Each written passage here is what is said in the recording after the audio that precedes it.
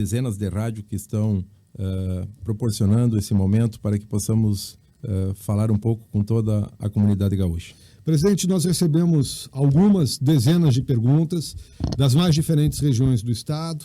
Algumas nós agrupamos mais ou menos por tema, outras são perguntas únicas e nós vamos referindo cada uma delas. Todas elas foram mandadas à Assembleia Legislativa, que é a Superintendência de Comunicação e Cultura, até o dia de ontem. E a primeira pergunta vem lá da região de Palmeira das Missões, pela Rádio Difusora, que é uma pergunta semelhante, também é encaminhada pela Rádio Caibaté. E vou lhe colocar então, diz a Rádio Palmeira, que em coletivo o secretário executivo do Ministério da Saúde, João Gabardo dos Reis, ao falar sobre o Rio Grande do Sul, ponderou que os municípios sem casos confirmados deveriam repensar o isolamento social provocado pelo coronavírus. Como o senhor vê o fechamento do comércio em cidades de pequeno porte, onde não tem aglomeração de pessoas, o que tem afetado a geração de empregos, talvez eu dissesse aqui a manutenção dos empregos nesse momento, e consequentemente aumentado a pobreza. Na Rádio Caibaté a pergunta é muito semelhante também, pergunta se existe a possibilidade de diferenciação, nesse caso do isolamento social, dos pequenos municípios em relação aos grandes centros, uma vez que as realidades são diferentes e esses comércios em municípios muito menos populosos acabam sofrendo mais com a pandemia econômica que se instalou. Olha, em primeiro lugar, quero agradecer aí a pergunta da Rádio Difusora e também da Rádio Caibaté.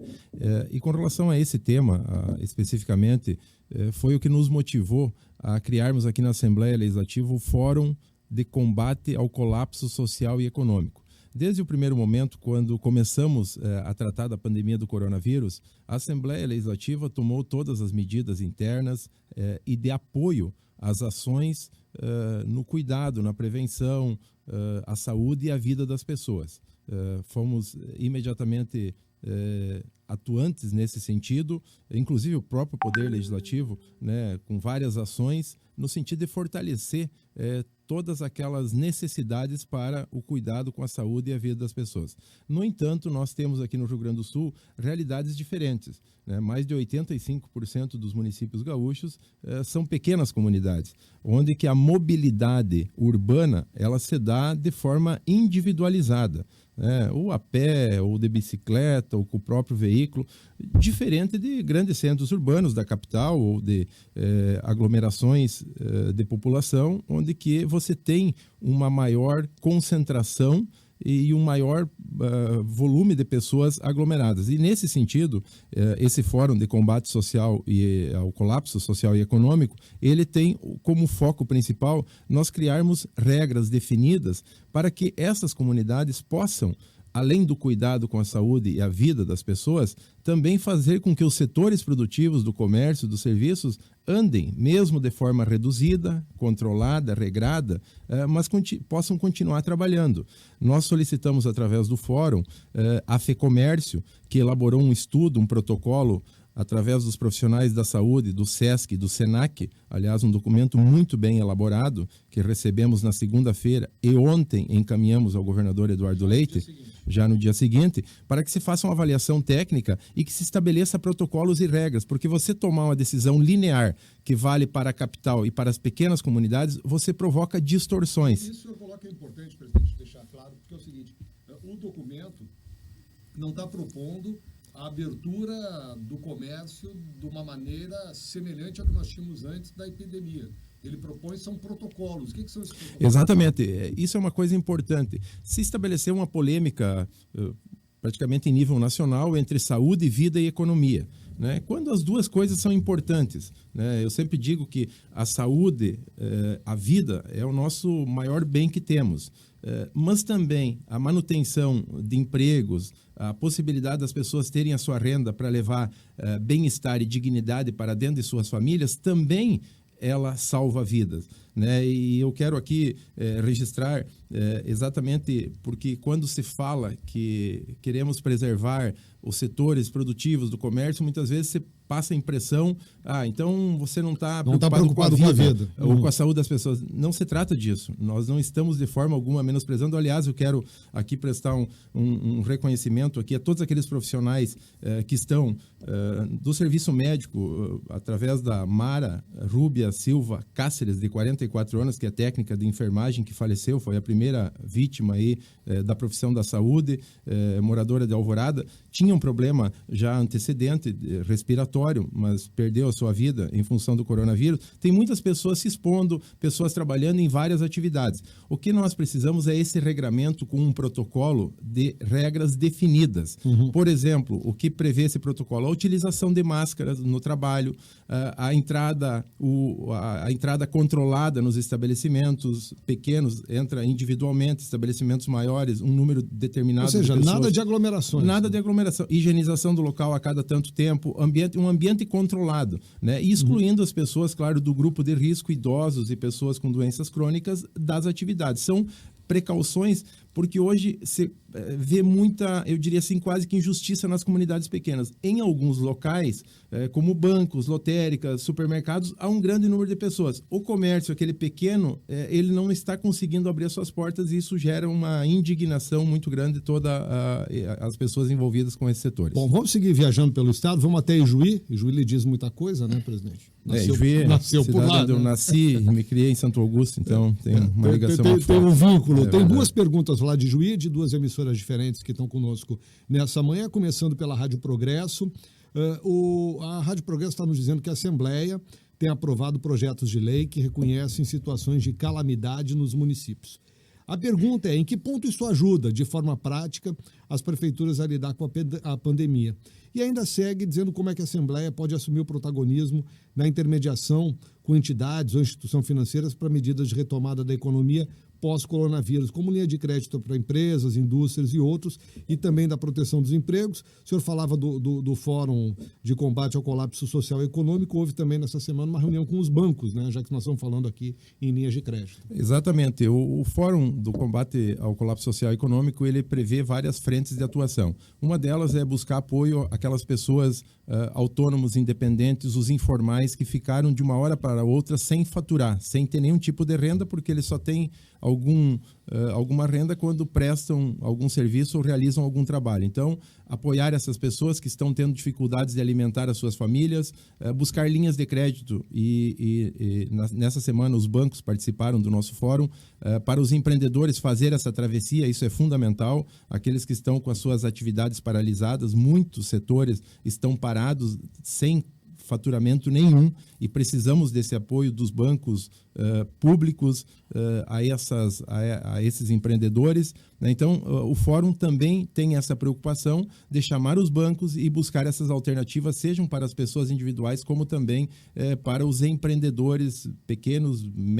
Aliás, o Sebrae, é importante salientar, divulgou um estudo agora, no final de semana passada, que prevê aí a possibilidade de um fechamento de mais de 380 mil pequenos estabelecimentos, gerando mais de 3 milhões de desempregos. Isso porque sim, tem uma média de 9 trabalhadores em cada empresa de pequeno e médio porte. Exatamente. Né? Então, isso sim é muito preocupante, porque 1 ponto percentual de desemprego gera 1,8 percentual de aumento nos índices de criminalidade. Então, nós estamos também comprometendo o bem-estar das pessoas e também perdendo muitas vidas por esse motivo. E com relação às votações, na semana passada... Tem uma pergunta aqui que foi feita aqui dentro da Rádio Progresso de Juiz sobre a questão da calamidade. O que isso muda de forma prática? Nós, inclusive, realizamos na quinta-feira da semana passada a primeira sessão virtual da história do Parlamento Gaúcho.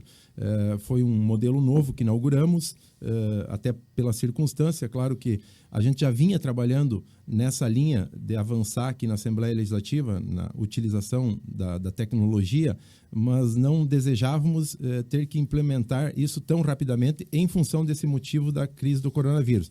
Aprovamos na semana passada 157 municípios o reconhecimento e hoje à tarde estaremos votando aqui o reconhecimento de 267 municípios. Essa votação se dá em função do artigo 65 da Lei de Responsabilidade Fiscal, para que os prefeitos em caso de necessidade, possam fazer algum remanejamento orçamentário. Esse reconhecimento se dá por essa finalidade, porque estamos vivendo um problema crônico de calamidade pública e muitas vezes o que nós fizemos com o próprio governo do estado, que reconhecemos o Rio Grande do Sul como situação de calamidade pública, para que o governador e, nesse caso, os prefeitos, então, de prático, esse reconhecimento, ele possibilita algum remanejo orçamentário por parte dos gestores municipais. Bom, vamos seguir lá em Ijuí, agora com a Rádio Repórter, que pergunta o seguinte: nesse período de pandemia, a maioria dos hospitais necessitam de mais recursos para atender a população. Em Ijuí, além dos hospitais de caridade e Unimed, o Bom Pastor está construindo uma nova sede e necessita de mais recursos para concluir o prédio e instalar mais leitos para atender também os casos suspeitos de Covid-19, com um centro de triagem que o município está implantando. Uma vez que há recursos atrasados da consulta popular, essa situação fica ainda mais difícil.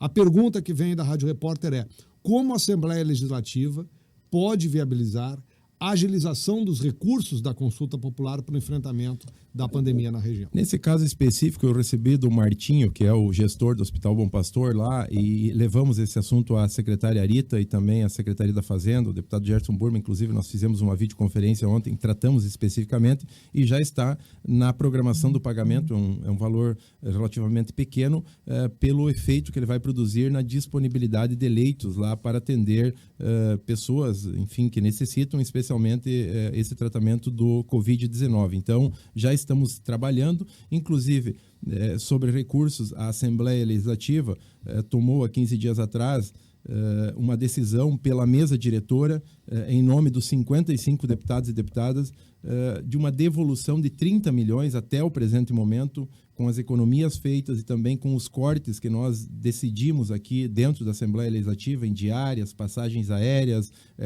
em verbas de gabinete, de comissões. Já conseguimos essa devolução de 30 milhões e vamos continuar nesse princípio da economia, restringindo gastos, despesas, para que a gente possa logo ali na frente também mais recursos disponibilizar ao Executivo para fazer esses enfrentamentos, atender hospitais e outras tantas demandas aí que são necessárias nesse enfrentamento da crise do coronavírus. Bom, a Rádio Guaramano, de Guarani das Missões, diz o seguinte: planos fiscais ou de incentivo para alavancar a economia e a receita dos municípios pós-pandemia. Todos estão falando de uma grande crise econômica que virá. A rádio pergunta quais os mecanismos que a Assembleia pode colocar em prática com projetos econômicos para a recuperação da economia gaúcha. Olha, uma das ações com essa preocupação foi essa criação do Fórum contra o Combate do Colapso Social e Econômico, porque nós entendemos de que, ao mesmo tempo que todas as ações e toda a atenção precisa ser voltada ao controle, à preservação da saúde e à vida das pessoas, simultaneamente, concomitantemente, nós temos que também ir buscando traçar estratégias para a retomada da economia. Nós não podemos esperar para amanhã ou para depois que a crise passar, né? Porque é um ciclo, né? O coronavírus, como outros vírus que tivemos no passado, talvez esse com uma característica diferente, ele se dissemina mais rápido, e uma outra coisa importante, nós não temos como impedir ou expulsar o vírus, ele vai contaminando gradativamente as pessoas, até para que o ciclo passe. Em torno aí de 75% das pessoas precisam ser contaminadas, e é importante também, isso dito pelos próprios médicos, a gente vai ouvindo e conversando com médicos, vai buscando as informações, que 80% das pessoas que serão contaminadas são assintomáticos, não tem sintoma nenhum, né? Um grupo tem alguns sintomas leves e, claro, o cuidado e atenção redobrada precisa ser com o grupo de risco, idosos, pessoas com doenças crônicas, né? Isso sim é fundamental, essas pessoas tomarem um cuidado de não estarem em eventos aglomerados, em locais com aglomeração, para evitar e fazer com que essa pandemia passe, né? Uma preocupação que temos é que, no momento, o clima é favorável no sentido de que o calor ele diminui a intensidade da disseminação do vírus.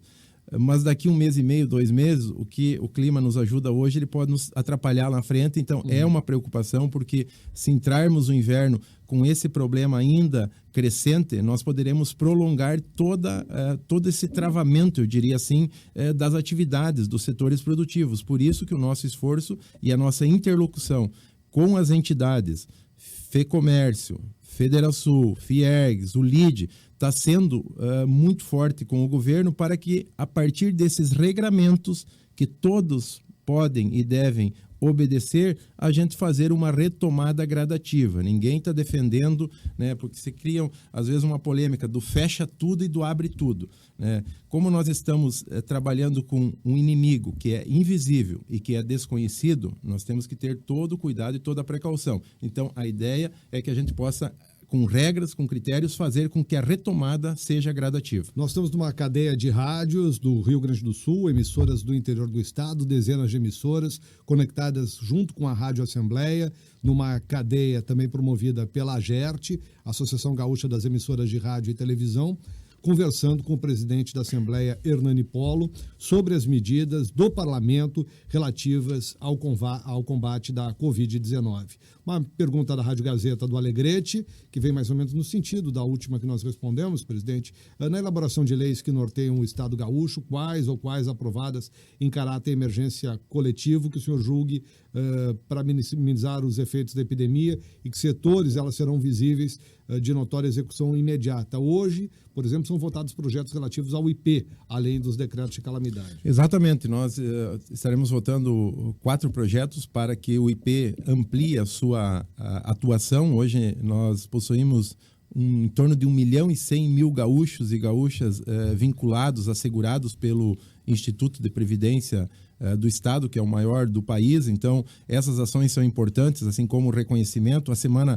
2 semanas atrás, votamos também a autorização para o Executivo contratar emergencialmente médicos para a Central de Regulação de Leitos, profissionais para o teleatendimento, para os laboratórios, para aumentar o número de testes. Isso também é um mecanismo importante, porque aumentando a testagem, você vai vendo aquelas pessoas que já foram contaminadas, que já estão imunizadas, e essas pessoas podem voltar à sua rotina normal. Então, são várias ações que nós estamos atentos aqui, os parlamentares todos, deputados e deputadas nas suas regiões, estão também muito preocupados, acompanhando toda essa movimentação, que, aliás, é uma coisa importante a todos que nos acompanham. Nós estamos vivendo duas crises ao mesmo tempo. A crise da seca.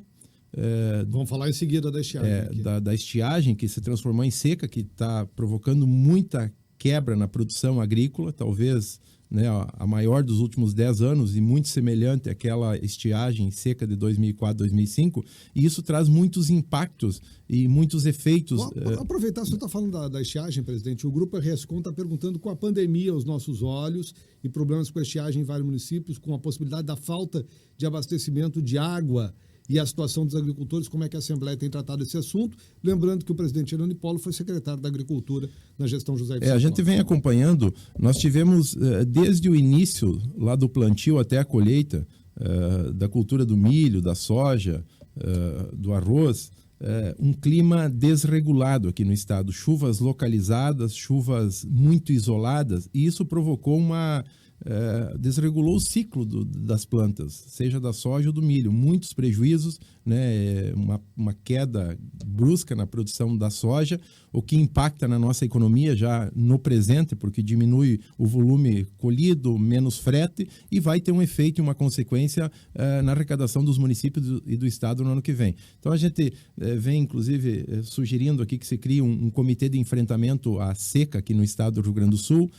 além da Covid. Além da Covid, porque são duas crises que estão acontecendo simultaneamente e nós não podemos deixar de lado... A Covid acabou deixando em segundo plano a questão da estiagem. Porque veio nesse momento, nas últimas semanas, e, enfim, aí afeta a vida, a saúde das pessoas, e isso acaba, né, muitas vezes deixando, mas a gente não...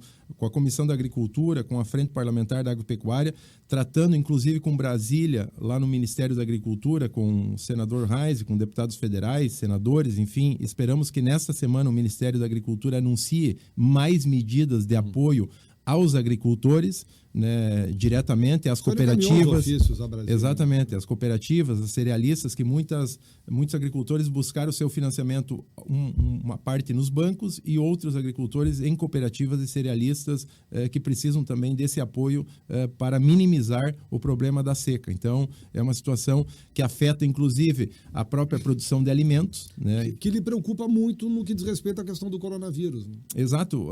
No Fórum do Combate ao Colapso Social e Econômico, econômico, nós tratamos muito da preservação a pleno do funcionamento da cadeia produtiva de alimentos, para evitar um desabastecimento, e isso comprometeria vidas também por falta de alimentos, né? E quando eu falo o alimento não é somente, às vezes as pessoas têm a impressão, bom, o leite sai na caixinha lá do produtor e cai no supermercado, a carne sai pronta. Não, nós temos que levar os insumos para o agricultor, fertilizantes, ração, para ele produzir lá o leite, os suínos, aves, o grão. Depois tem que ser transportado para a indústria. Nós temos muitos setores que se movimentam no Rio Grande do Sul em função da agricultura. E quem dita as regras e o tempo da agricultura não é o agricultor, é o clima. A hora do plantio, a hora da colheita, a hora de você fazer uma aplicação de um produto, a hora de você fazer a comercialização do seu animal. Tudo isso é regrado pela natureza. E os setores dos serviços, do comércio, das revendas, de embalagens, ele também se molda em função desse regramento, por isso que a preservação da cadeia alimentar é fundamental. Presidente, nós temos ainda 8 minutos de rede de rádios, algumas perguntas, várias que ainda não foram feitas, eu vou tentar atender todas, vamos aí tentar dinamizar as perguntas e respostas. Preocupação principal que vem do interior, além da questão do coronavírus, é com a economia. Rádio Cerro Azul, Rádio Chambala de Cerro Largo, pergunta como o senhor vê a situação da economia com o decreto de isolamento do governo e se a Assembleia pensa em uma alternativa para mudar essa situação. E eu me pergunto, como jornalista, se o senhor acredita que o governador Eduardo Leite possa modificar esse decreto que tem validade até o dia 15, ou se ele vai prorrogar, por exemplo, a partir desse dia. Olha, eu vejo os efeitos e os reflexos econômicos e sociais, porque não podemos dissociar a economia do social e da vida das pessoas com muita preocupação. A expectativa é que ontem, inclusive, levamos esse protocolo, volto a reiterar aqui, elaborado pela FEComércio, ao governador. Eu acredito que vai ter que haver uma flexibilização e nós ir monitorando. Se as coisas mudarem o cenário, nós podemos rever a estratégia. O que não dá é para manter, e discordamos da forma como ele foi implementado, porque eu volto a dizer, você tratar os desiguais... Não, nós não participamos, não fomos consultados dessa decisão. O que a gente vinha acompanhando eram as ações de controle e preservando a vida e a saúde das pessoas. A gente vinha monitorando e acompanhando isso, né? Não se pode tratar desiguais de forma igual, né? Então, você estabelecer um fechamento linear, como eu disse antes, você provoca injustiças, porque as comunidades são pequenas, a realidade é diferente. E dentro das comunidades pequenas, eu volto a ressaltar, a gente todo dia recebe. Tem estabelecimentos que possuem aglomeração e estão funcionando. E é um do lado que muitas vezes, né, as próprias pessoas... O supermercado está de porta aberta, tem 50 pessoas lá dentro e do lado tem algo que vende produto semelhante e está fechado. Exatamente. E os mercados, farmácias precisam continuar abertos. Não se trata disso. Mas se tiver um regramento que todo mundo obedeça, com uma entrada controlada, as pessoas podem, os estabelecimentos podem ir funcionando. Até porque, André, no momento que nós estamos vivendo essa pandemia, as pessoas, claro, estão preocupadas com alimentação, com remédio. As próprias lojas do comércio, de roupas, de esporte, muitas vezes não tem nem muito cliente, mas é para receber uma conta, um crédito que fizeram as compras antecipadas. Então, a gente precisa dar condições mínimas para que esses setores também continuem funcionando. Nossa corrida contra o relógio agora aqui, presidente, 1 minuto para cada pergunta. A Rádio 88,7 de Novo Hamburgo pede para o senhor falar de um tema. Nós já tratamos sobre as medidas tomadas pela Assembleia Legislativa para a contenção de despesas nesse momento difícil. O senhor já falou da devolução de 30 milhões, tem a questão das emendas parlamentares, até onde se pode ir? Foram 30 milhões que já devolvemos do orçamento até o presente momento. Já devolvido. Já, nós vamos agora, nos próximos meses, aí, continuar a economia com o corte de diárias, de passagens, da cota parlamentar de todos os deputados, dos 55 deputados, de toda a casa, das comissões. Então, vamos economizar mais recursos para devolver ao Executivo para esse enfrentamento. 52 milhões das emendas parlamentares foram também redirecionadas todas para todo esse valor de 52 milhões. Então, a Assembleia já são 82 milhões disponíveis para o enfrentamento do coronavírus, sejam em ações na área da saúde, apoio aos hospitais, alguns hospitais que estavam faltando alguns recursos para a abertura de novos leitos de UTI. É o executivo que decide. O executivo está fazendo. Além das ações que a gente também, o executivo está buscando para atender as pessoas individualmente. Nós temos, por exemplo, esses profissionais autônomos aí, na área da cultura, muitas pessoas passando por extremas dificuldades que fazem, né, a sua apresentação lá, os músicos que não tem mais baile para tocar. E aqueles que tocam sexta, sábado para alimentar sua família durante a semana. Eu estou citando um exemplo da música dos músicos, porque a gente tem uma ligação muito forte com a música regionalista, aqui são milhares de artistas, né? Mas poderia citar garçons, enfim, tantas pessoas que não estão tendo mais renda, porque o trabalho cessou. Então, isso que nós temos que retomar de forma gradativa. Nós estamos na Semana Santa, que é um momento normal em que o turismo crescia no Rio Grande do Sul, lá de Capão da Canoa.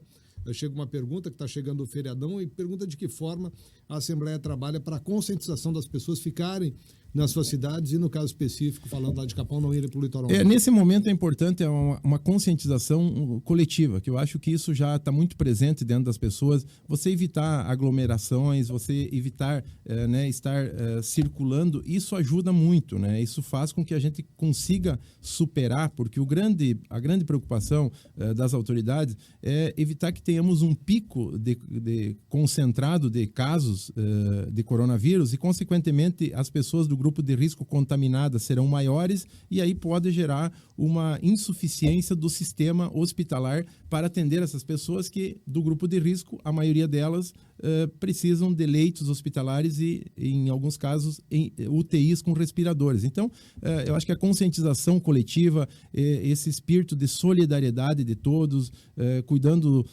os modos de higiene, ajuda. Tudo faz com que a gente consiga passar essa pandemia de uma forma mais rápida e retomar a normalidade das atividades. Rádio Membuí de Santa Maria pergunta se o senhor é a favor da destinação do fundo eleitoral para a saúde devido ao coronavírus. Totalmente favorável. Eu entendo que nesse momento nós estamos enfrentando uma guerra. É uma guerra que a gente não vê o inimigo e é uma guerra sem armas, mas é uma guerra com o desconhecido.